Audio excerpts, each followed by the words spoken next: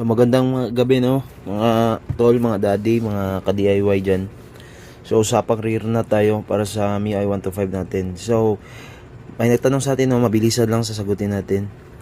So kung MIUI 125 ba daw yung motor, ano bang size ng nut yung bibili natin?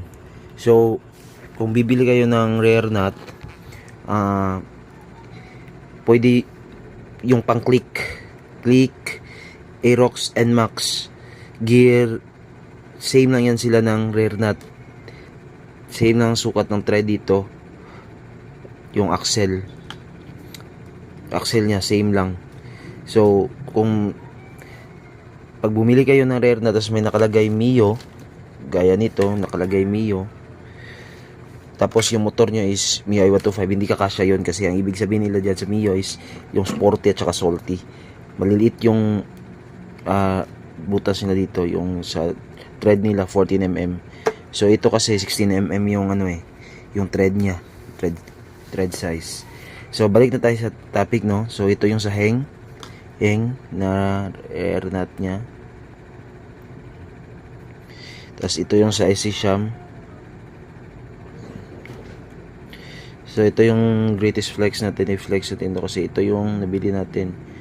Pinagpilian ko talaga sila kung saan yung magandang isalpak sa rear nut natin sa MIUI 125. Tapos ito yung washer, nabili natin to kay The Modifier, nakalagay 16mm rear washer. So pwede yan dito, maganda to kasi may offset na siya, naka-offset siya. So lagay mo na lang yung dyan, pwede na yan. Kaya ito, lagay mo lang dito, pwede na yan. Tapos yung socket na gagamitin nito is 24mm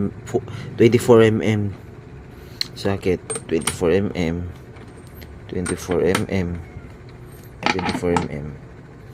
So yun lang, salamat. Usapang CNC, comment lang kayo kung anong itatanong nyo. Okay, salamat, thank you.